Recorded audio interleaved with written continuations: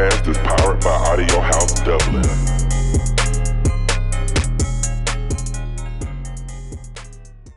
Welcome to the Sold Out podcast. Here with Pat Lagoon and TunesOnTick. No, man, thanks so much for taking the trip down. I know it's like a fucking trek down, but no, I really appreciate it. So no problem. It's only a bus journey anyway. Yeah.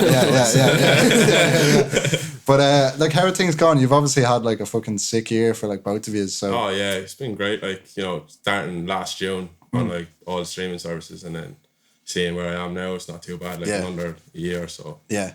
It's interesting enough. Like, yeah, I guess we'll start with the cliche of like how you both like started rapping and then like producing as well. I think back in 2016, I started rapping. Rap was mainly into like Joey Badass, you know, bit of MF Doom, you know, like the Pro Era sound, Funk Volume, all those back in the day. And Funk Volume, I was heavy on the Hops and Dizzy Wright, and, you know, Jaron Benton. I was like, this is it. And then started happening. Like, I was mainly into the boom bap. Yeah. Then I switched to the whole trap because I know just the feel good and all that. And like, why not? Like, and then I don't know, something pushed me last year. It's like, look, done first year of college. I'm gonna like go on streaming platforms. I think I'm ready. Like, and I went with that. Yeah. And that's what happened with the rap for me. For myself, I only started producing last February. So that's crazy. Yeah, I know. I kind of wish I did it in college and stuff, but I was only halfway through this first semester, and then it was like, all right, I suppose I'll just do this and do my course.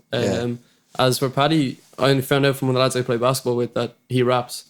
We used to play soccer together, like under 14. Yeah, his dad coached us. My father used to coach us. So like, when there's always these weird connections. It was so weird because like I quit football back under 14 for like a year, came back, and I think he already quit for basketball, and then magically last year, like, oh, he makes beats, you rap, you should like link. I was like, we rekindle this old flame, like, you know what I mean? Like, even texting him, it wasn't even like, oh, well, man, like, I like your music. 10 years it's like, well, Paddy wants to crack it. It was so just natural. As opposed to making beats, like, he's basically seen my whole progression and making beats. So basically, what I told him from the start is just be like, look, if it's shite, tell me it's shite. Like, and he's not afraid to do that. So and especially when seeing him with like LHK and all the other boys, he'd be like, right, obviously, if he wants to work with me, he will, but I have to step my game up at the same time because he already has a level of music out there that's high. So you have to reach that standard. Yeah, definitely. Yeah, it like forces you to like. It does. Like, it does, and I like that because he's always pushing me without even saying that. Like, he'll just drop a song and I'll be like, oh fuck, that's class. So when I send him my next pack of beats, it's gonna have to hit hard. Yeah, I get a pack nearly every 3 weeks off this lad. You know, it's not too bad. But subscription service, but monthly pack. That's it, man. That's actually a good idea, though. You want to like trademark that copyright patent now on this podcast. But yeah, no, it's crazy to see like the level of like hip hop, like from producers and like rappers, like rise so quickly. Like, just even we were talking, like, you know, you're saying like you've only started since like June, kind of jumping on like streaming services, but it seems like a lot of people only got their start in the last year, and the amount of names, like, you know, you recently played like Anomaly there, and they're all like new fresh faces, but they'll pack out, you know, the sound out, it's crazy, you know. The Anomaly lads aren't like really a joke, because I remember they did like 3 hip hop, house, techno, and the first one I went to was the one I performed at, because I ran into the lads at Longitude. They reached out to me, they were like, oh man, we're definitely getting you. I was like, they're bullshitting me, they're not getting me, like, I have no experience at all. And then next thing you know, they put me on their lineup. They had Awkward Z, Evan Miles, Alex Goff, Nondas Magnus, and then Marcus Woods headlining. And like, it was just a crazy experience for Watford alone. Like, everybody was like, we're turning out to this. The whole place was packed out. It was crazy experience. That was the first one I went to as well. And so for me to see him perform is just mad. And then like literally being in a place in your local city and everybody around you, you know, it's crazy. Like if you bump into somebody, you're like, well, man, what's the crack? And start a conversation accidentally just because you know everybody. And just seeing him perform, and the whole crowd there was insane. Like, it was such a family affair, like such a Waterford thing. Like, was that like your first performance? Yeah, my first ever, and it was just crazy. Like, everyone, like, after that set, like, obviously there's stuff I wasn't happy with, because, you know, like, I have to always try to perfect always critiquing it. And then like Nonsis and Woodsy and all them were like, no way, was that your first time? I was like, man, my very first time. Like, the way you held the mic, I was like, oh man, like, it's inside me anyway to have the channel at, like. And then it was just crazy seeing everyone sing back lyrics from my SoundCloud. I was like, man, these people are OG, like, you know. It was great to see that. Is that like how you got your start? It was like obviously like SoundCloud tunes? Yeah, I was like mad on the SoundCloud, like just pushing. It was only myself, Seventh OB, few oldies again back there, like pushing from Waterford, but it wasn't much. Like, it's mainly like bands, indie rock and some techno, and that was it really. Did you ever like start like musically anywhere else or anything, or was it always hip hop? Like messed around with the keyboard and that, like it really didn't have any other musical background other than that, like. Yeah. Well, that's good that you probably have that ear for it still, though. You know what I mean? That's like seems to be a commonality as well, like between people starting out like with something else. Yeah. But yeah, did you have like the nerves and shit for like the first one? Oh yeah, like the story. This is just funny as well. Like, basically, I woke up around, I think it was 10 o'clock that day for the gig, and I was like, okay, I'm going to the gym. Went to the gym. I was like, all right, I'm gonna sit in the jacuzzi. Okay, I sat in the jacuzzi there at the gym, and I was like, all right, okay, I'm going to the sauna. I was like, okay, I need to stop panicking. So I got there. I met like all the lads. It's just like, all right, these lads are human. I'm human. Be grand, we get through it. They had me on late, so I was like, there's gonna be a crowd regardless. So I was like, the minute I got up there, it was just different energy. I had LHK DJing for me as well, so it was just like, it was all real from the jump, you know what I mean? So it was just great to have that. Helps when you're a bit waved going up there, to be honest. But, seeing Marcus Woods whip out like the Henny and Nesca. Yeah. Top 10 things I've ever seen in my life. Yeah, honestly. Woodsy would bought a Henny and like when he went to the shop and he picked up that, I was like, it's 6 o'clock in the evening, lad. He was just like, I don't Both of those are for different times of the day. It doesn't matter what they would do. Nah, he's a sicko. Like he was telling me that story of his demo launch. If he's watching this, he's gonna be like, what the fuck? But like, apparently he got like so fucked at his own launch for a demo. Yeah, it was so funny. Like, it's crazy, I didn't make it, but apparently, No, he's a beast, man. He's mental. It's a like strong drink to branch yourself with. You know what I mean? Like, it's no like he's fly out on it. Like anybody his age is drinking cans or Nigans. Like he's just like, nah, a big bottle of Henny. Fair enough. Yeah, respect. Yeah, he's so many experiences. I remember I was opening up for MZA back in January. He was DJing me for as well, and then MZA was like, "Oh lads, do you all want a glass of Henny?" And I was like, I was looking at Woods, he's like, "Don't do it." And he was like, he literally told me a story an hour ago how he was barred from the sound house. And I was just like, "Lad, don't do it, man." And then he just still went and did it, and then he was just energetic throughout the whole. So wild, man. Love him, man. Yeah, I got to catch him at Free Gaff there last weekend. Oh right, that looked insane on that, man. Like, madness. He's some G, man. He's just playing Playboy Carty for like 2 hours. Like, this is grand. Like, it was like he was fucking in his element doing that. He crowd surfed the MZA's. That's insane. And he was like middle finger to the sound engineer. It was just, I was like, lad, calm down, man. That is so funny. Yeah, he doesn't give a fuck. Nah, no. He's right too. He's right too. Yeah. So did you have any other influences like when you jumped in, other than like jumping in? I say it was mainly like just heavy on Joey Badass, Reggie Snow. Big fan of Nav. Tyler Creator. Nav gets a lot of hate nowadays, though. Man, I don't even care, man. Nav is talented. Yeah, I like he may not be the most lyrical, but like he puts in like the work, like the stuff he's done, his grind. Like he's so good. Like on my Twitter timeline, it's like that meme, where it's like no one and then it's blank. It's just Nav, first brown boy. It's man, he crawled so they could walk, man. That's how he did it, man. He's good though. For myself, it's just like if I listen to a whole Nav album, I'd be tired of them. But the songs I listen to myself, I love. Like, the Nav self-titled album was great though. Like open. Perfect Timing had its time as well. Perfect Timing. It's good, like. Because like Metro Boomin co-sign, like how does do you know what I mean? And Uzi Vert was on it as well. Like he'd ASAP Ferg too, and so many people. What they're doing for Toronto in general, you can't knock it all. Yeah, exactly. Like if you can hate on Nav for whatever you want, but don't hate on him for being an artist. Being at the stature he's at, because he's there because himself and the boys he's around. Like he's not there for. Definitely. I can't wait until like the Irish hip hop scene is like at that point. Paddy's sitting beside Drake and all that. Oh, stop, man! That'd be crazy scenes, man. Man, you know what's crazy to see the growth of is like all these like media outlets kind of like growing together. Like even the way Joe Rogan is supposed to have Kanye on soon. And like all these like worlds colliding. Did you see I don't know if you guys would be aware, but it's like that How Much Is Your Outfit series. Oh, yeah. We see that. Like, because I followed Tom Ford, man, so much money. Literally, like, the kids as well, like, I was like, nah, stop. Stop. But that's the thing, you're going to see fellas rocking Tom Ford suede coats and a pair of brogues, all because of Drake. Like, some scenes, man.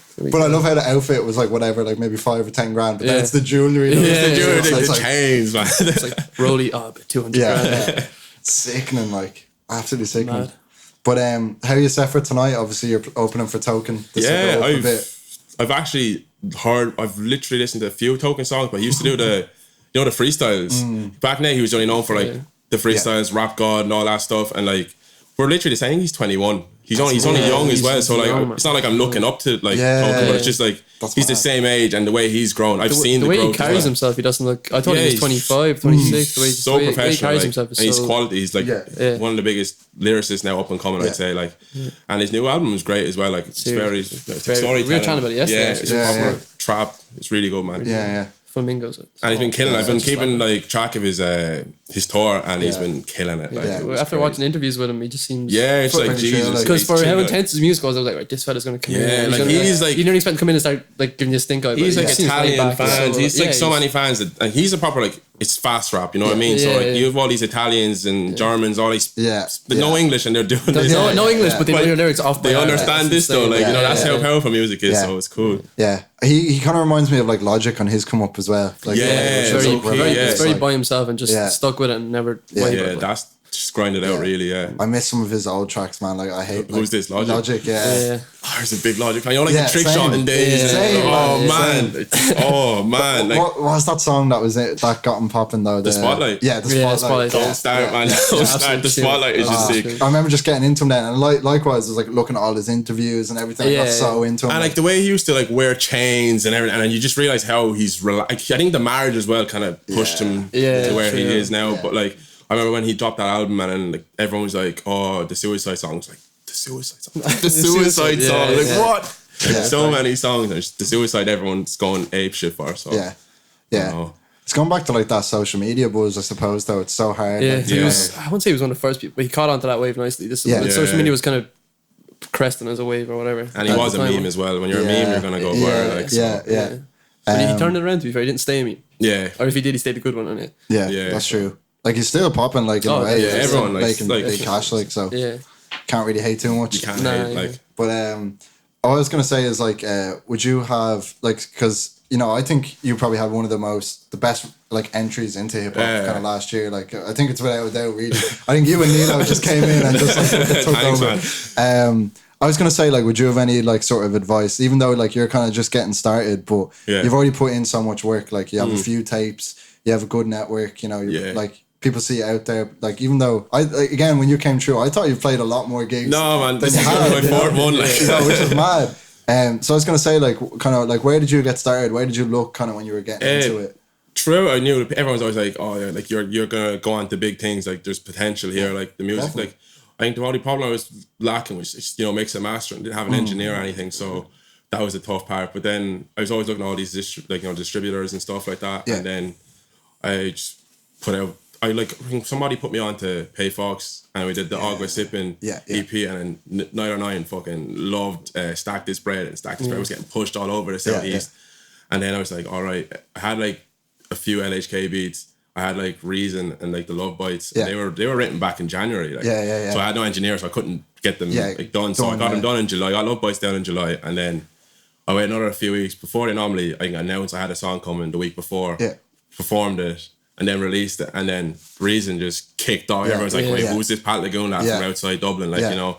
And then I was the cover of the New Era. I was like, Jesus Christ, this is happening really quick. Like, but that's the only way I thought. It's like, look, the only way they're gonna see me is if I'm relevant. I have to be relevant the entire time. So I put out like a song nearly every 6 weeks. I say 2 joint EPs, the Recess one with RikShaw, and then 3 singles, and 2 of them were big, and like Reason and Shining. So definitely, it just paid off really. Like, Shining is like my personal. I saw the story. I was like, it's insane. Man, like I didn't expect that as well. Like it just everything just kind of fell into place. It was weird. Like me and RikShaw, like the first song on Recess, all that was meant to be a feature. We had that recorded in June. That's gas. It was meant to be a feature for like just hop on a song. And then it turned into and then like I had Shine an LHK. I was like, all right, do you want to hop on this? And then I was like, here, look, lad, we have too much smoke. Like, this shit. And then, like, we just came out with, like, Recess, and we were throwing memes. I think you could have seen it on Twitter. We were just making all these, like, Recess jokes. And everyone's like, what the fuck are they doing? Like, what's happening? And then people were, like, tagging along. Didn't know what it was, but they were just tagging along. And then end of November, dropped Recess, and it just went like ape shit down from there. I think that's one of the best ways to promote an album is to just kind of take the piss in a sense. Just done it in the way. And then 2, have an actual concept. It's the day and age we're living. So they're pure memes. Like we're just like throwing shit out. That's the reason people are on social media. Lil Nas X right now. Yeah, exactly. Like, I was watching like 2 interviews. I think he did yesterday with Big Boy and I think Zach Chang. I haven't seen him long. Oh my god, his story is so like funny. Like it's such a simple story. Like really, he just said like he dropped out, didn't want to live at home. Moved in with his sister, wasn't paying rent, left. He got this beat worth 50 quid. He was like, look, I have one chance. And then the first thing comes out of his mouth is Old Town Road. Yeah, that's insane. Went ape shit, like, it's crazy, man. I saw like this mad, like, not even a conspiracy theory, but it was a conspiracy theory. Of, It was like the way the song is structured. I thought this was really interesting. It was like the hook is played I think like 2 times. Yeah. Like say I think it's like in the remix, say more so. Yeah. With Billy Ray, and because it's only like 2 minutes and 30 seconds or something. Yeah. You kind of feel like when you get to the end, you want to hear the hook again. Yeah. And you play it again, actually, right? yeah. But the hook is at 31 seconds, which is exactly where the payout is for Spotify. Yeah. So they were making this case that like it was planned to get 2 plays from a lot of people rather than just one. Oh, okay, So he's getting double the payout because they were saying Spotify payout is after 31 seconds. So you could listen to all of Runaway, which is like 10 minutes or whatever, or 2 minutes and 30 of Old Town Road, and it pays the same. But if you can get them to replay it, you make your that's money. true. I mean, well, even if it was done on purpose or not, it's still fucking smart. You're still getting a lot of cash out of that. Like, you have to. Yeah, and then like because he was saying like it's crazy to see like the remix and the original are like both in the top 10 or whatever. And the thing is, most people heard the remix and like, oh, there's an original, and probably still haven't even bothered listening to it. Just like, oh, Billy Ray. Yeah, which is still gas. Hannah Montana's father on a tune. Sure, he passed out Drake apparently on streams in a week. Like, man, for like kid is 20. Like, he's only 20. Like, yeah, and that's his actual first proper song. It's gonna be hard to follow that up though. Oh man, oh, it is. Like if everyone's asking you a one hit wonder, like, nah. But the thing is, he can kind of just do that now because he's done country rap, so I can go as obscure as I want. Rap. And but like people, like if you set the bar too high now, like do you have to like do country now? People are expecting country. He's just like, but I've seen him even like taking the piss out of himself. Did you see that tweet that was like his album's gonna be Old Town Road remix, Old Town Road, like all these different versions. He was on Twitter. He was saying it was like Old Town Road joined like Mo Bamba and Sicko Mode. I was like, yeah, that was fucking gas. Crazy, man. Yeah, that's good. At least he can take the piss out of himself because we find that as well. Like, he said he was a Nicki Minaj fan page, fan account, and then like he was pushing his own song behind his fan account instead of his like main account, and then it got put on TikTok and then exploded. I was like, Jesus, off TikTok as well. Out of all the apps, like, you're too smart. But you know what that goes back to is like the weirdest way to like market things. Like, do you remember? This is like exclusively relevant to me because I started playing Pokemon Go again, which I don't know why.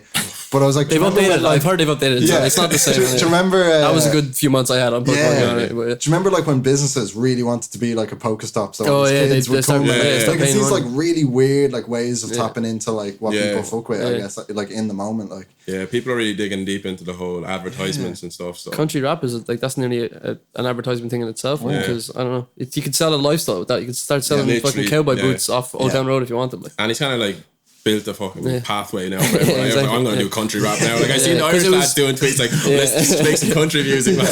Because it was kind of going there. Like Young Thug had a few country styles. He said he was inspired by Young Thug. Yeah, and then like crazy. I don't know why, but it feels like that is really put it up there as opposed to because he's Thug obviously he's one of the goats. But like that really put it up there. No, that is true. I guess going back to though your like album rollout, like and the meme side of things. I know we went on a mad sidetrack but like I mean that's really smart. Even and then going back to the Logic conversation as well. I remember when his debut album was dropping, he was putting up that thing. It's like, what is Nikki? Did you remember that? Oh my god! Like, it was really smart. It was just that picture of the girl, and then he had the blocked out the eyes. Yeah. That was like, big. Yeah, I feel like a lot of artists could like learn from that, even just like the rollout and like giving it the proper time. It's something Mango said with us recently as well. It's like because their upcoming album, like Casual Work, like he was saying, you know, with their debut album, like give it the rollout it deserves. You know, don't just like drop it because it's done and you want to get it out. But you put a lot of work into it. It's like give it the space. Give it nearly as much work putting it out as you did putting into it. Which makes sense to be fair because you want people to feel the work you put into it. So if it's pushed with enough work, they'll be like, right, understand that these fellas actually care about their craft. Because nobody sees the hours you do in the studio, but they will see what you put out on social media. That's it. They only see the end product. They don't see like the sweating that you be doing making it. So and the sweating we be doing weeks before it comes out. Oh, release dates. I hate release dates. We could be releasing the tune for a month, right? And it's announced for a month. 3 weeks up, like, buzzing for this. The first day of the week that's coming out, lads, it's gonna be shit. Jesus Christ. It's good though because I'm glad he's nervous. You're attached to a song when you're making it, and then you're like, oh, I'm kind of fed up of hearing this song now, and like it's coming out like you don't have the energy you had when you were making it. But like you always trust the process anyway, so keep it out and just hope everyone enjoys what you put in. At this stage I'm kind of if he's not nervous I'd be worried. Because usually anytime he's nervous we only have 3 real tunes out together. And it just shows I care. Like I just care too much about the music. I just don't like just throwing it out there. I'm like, oh look, it's just there. But like say even on like the track Game Boy or something, what way would you have like worked like to use Meet Up? That one like a studio. I would kind of wish we could be studio. We've done tracks in person, but like I've always worked, just send me the beat and I'll do that. I don't mind doing it in person as well. Even when we're in person though, it's usually like a pack of beats and he goes, right, we're going to record 2 discs tomorrow. Yeah, exactly. And like I might make one in the studio, but we just find it easier to, unless you're like in a proper studio and not somebody's bedroom, which we basically call a studio. Exactly. Like you're better Everyone off just, does, exactly. Yeah, you're better off just having a beat loaded up, right boys, go and rap, I'll mix it. It's just a handier process. Yeah, it's not too bad. Like I think Game Boy, when did you have that beat? Like January, around that, yeah, it was like after Half of Me. He sent me another beat. I was like, okay, I have a hook, and I'm like, he was like, already, like literally, just sent it. I already had like he's an absolute hook machine, and that's the body of the song, though. Yeah, it is. I'm a big fan of hooks. That's why I work well with like Rickshaw, because Rickshaw, he's melodic. He loves the hooks as well, the bridges. So we bounce back and forth really well with that. So I had the hook for Game Boy sorted already, and then he knows what to do with the beats. He puts a bridge, like there's always that like.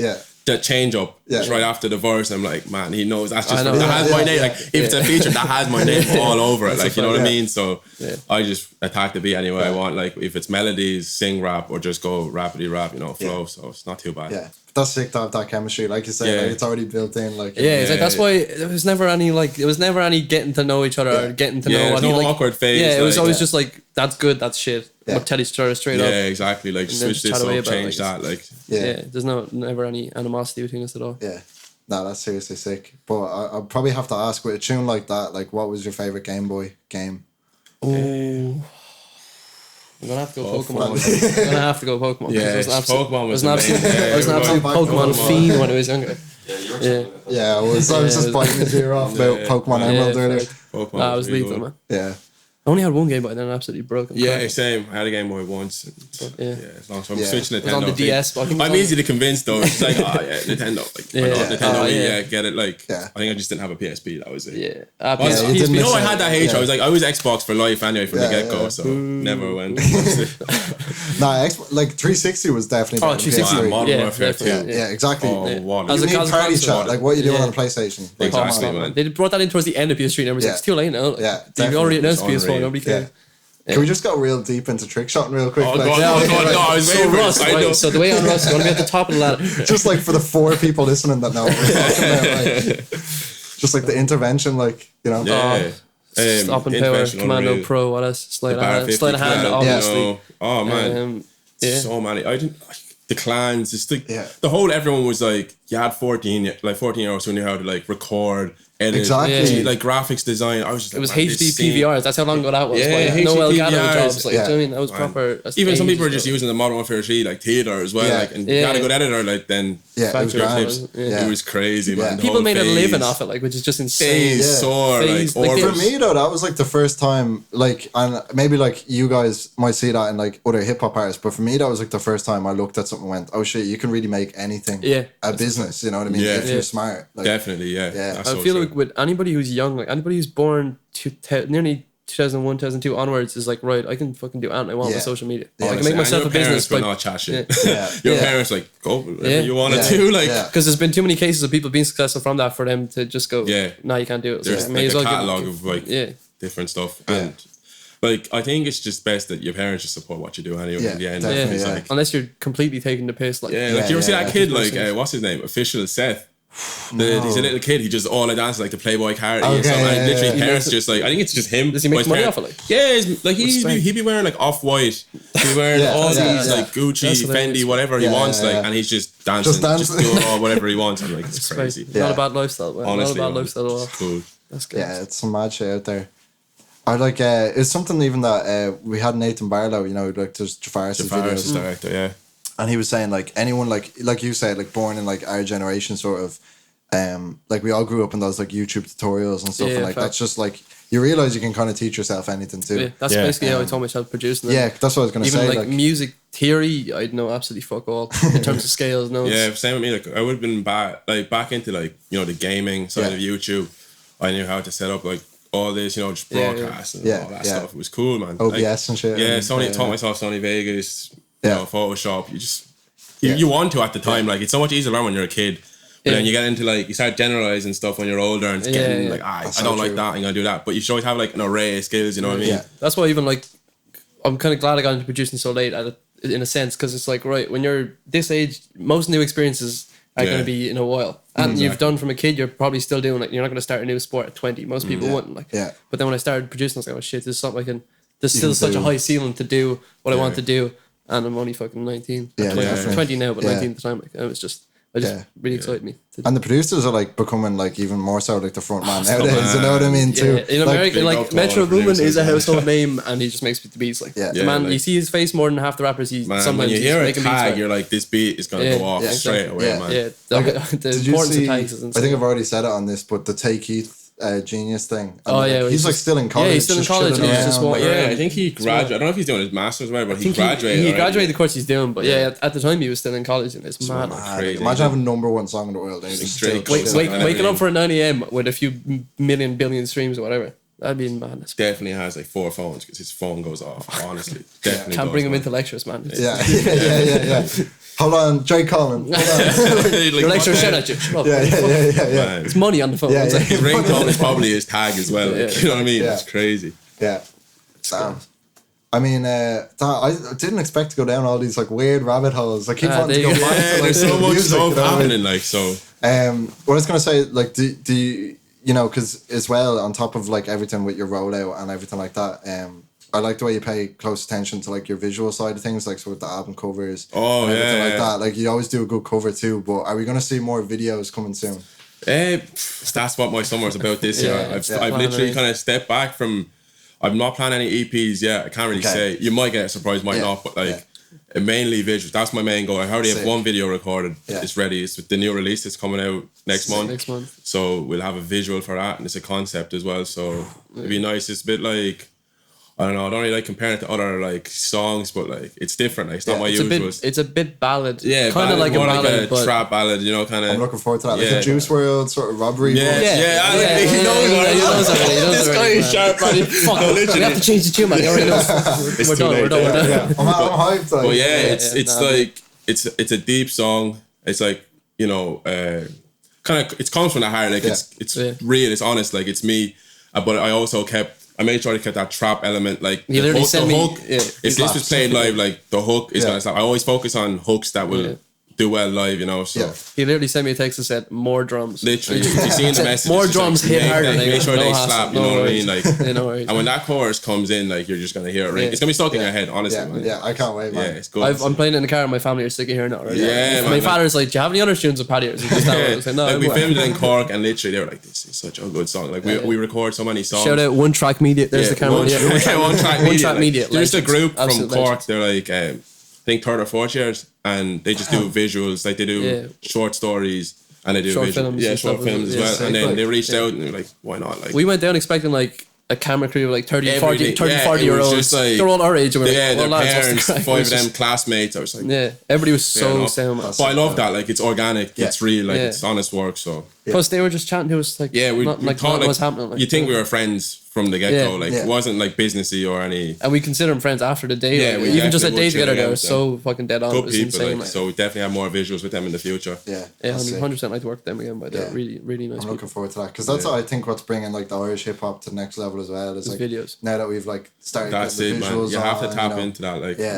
And like obviously even like the collaboration aspect, like you're doing like all these collaborative tapes, but within the scene, man, like something like Anomaly, I feel like would never have happened, you know, 5, 10 years ago. You know, everyone was too competitive. Like, you know, you think you're better than me, but now it was like everybody's competitive and scared at the same time. It was like competitive and I'm not going to tell this person that I'm having trouble with music or nobody wanted to talk to me. No one wanted to help. It was just weird. You kind of have to have your own crew. Boom, that's it. Like you can't talk to this, you can't talk to that. I mean, not saying you have to like everybody, but you can still show a bit of love. If it's a community. We're trying to grow. Like no one is the be all end all yet. Even if somebody retweeted the song and said, "I don't like it, but check it out," I'd be like, "Okay." You'd be honest, but like at least you're still sharing it and getting awareness out there. Yeah, you better not. Yeah, I mean, going back to the YouTube thing as well, I just had to ask, what was it like when your track got on the needle drop? Oh man, okay. That shit. I was like, I was either in the library or the gym in college, and whatever happened was, I saw a notification, I came home and my phone was buzzing because, you know, he obviously tagged me. And then I think the first message I saw was like, Finch tagged myself and RikShaw. He goes, "You mad cunt." That's the first tweet I saw. I saw Finch's and I was like, what did I do? Respect. And I'm just seeing like, I just saw Anthony Fantano's review Shining. So I'm like, all right, lads, Yeah. I'm gonna have to get butchered.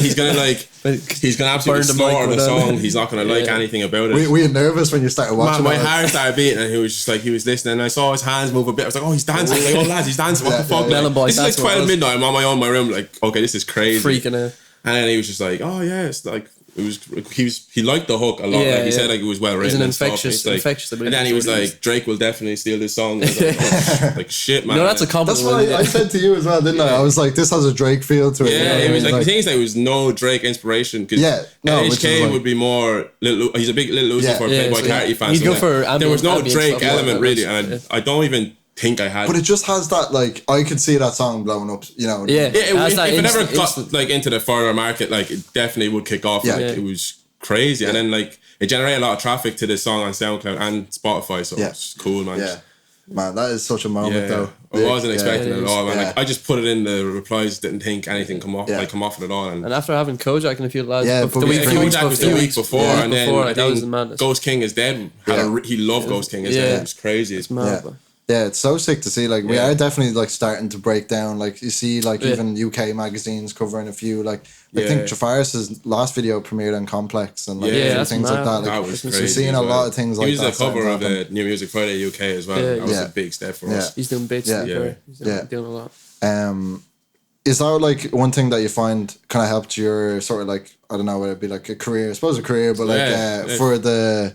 Like it's like getting on Spotify and like everything like that. Yeah, that was probably the biggest game changer for me anyway, because like I always check the analytics and stuff, and I'm seeing the countries that it's getting played in. I'm like, what the fuck? Like I remember like saying going back to the One Track Media boys. Remember they said they were doing another video for someone else. Yeah.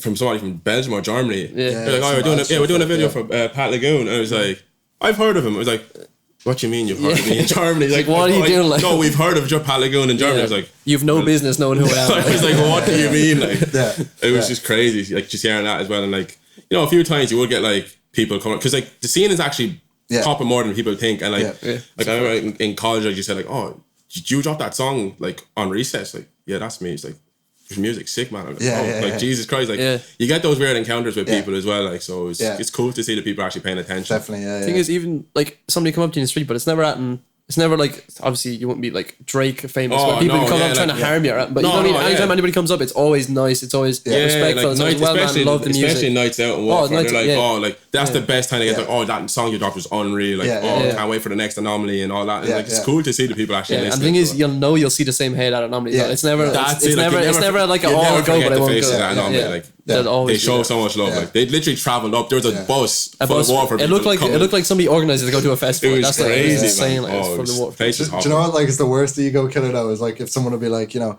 oh man, I love the podcast or something, and then you'll be like, like which one do you like or whatever, and then you'll be like, I never watched that. You know, it's that sort of thing. And then you're like, I gotta keep working. Right now, man. It's funny though. But like, I think as well, because like you're saying, you see all the same heads, even up in Dublin here. It's like you see all the same faces and stuff. So it's really sick. Just like even just chatting and stopping talking to like even random people. I think it's gonna kill me. I can't remember who it was. Omega and Il Diam came up. Yeah, I watched that. We were watching that before. And they were saying how, like, you know, even chat to like the people running it. You know, I was like that after I was hassling any staff member there. You're right too. Yeah, you know what I mean? Like, the bollocks off everybody. Yeah, it has to be done, like, you know what I mean?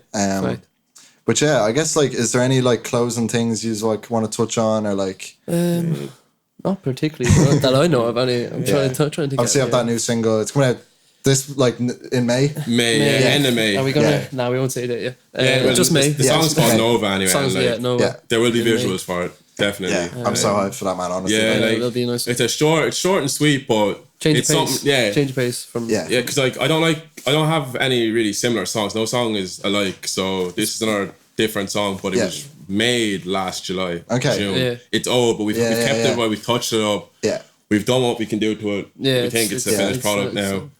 And I think some people have heard it a bit, like just some snippets out, and people like think it's going to be. Anybody we've showed has had a good response. So we hope that it carries on. Like the first. I think it's the first thing we've done. We have one other like SoundCloud stuff, but like that was the first one. Really good. We're like, we're going to definitely push this. Fact. Actually, maybe before you go, do you want to just shout out like something you've like last watched on like Netflix or YouTube? Is what I always say. Shout out David Attenborough for the absolute guilt trip. That was class. I watched that Will Smith one.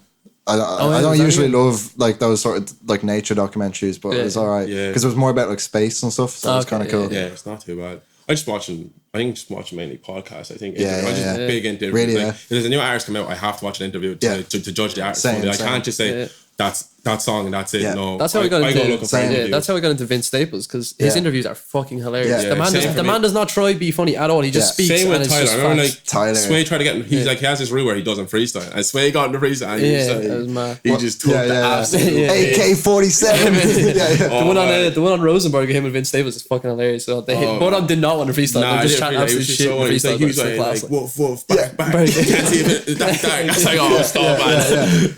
And then he's like, what's Sway say? Like oh, you should like come back with the whole crew, and he's like, there's like 30 of us. We're not coming back. You would not be able to hear any of us freestyle. No way.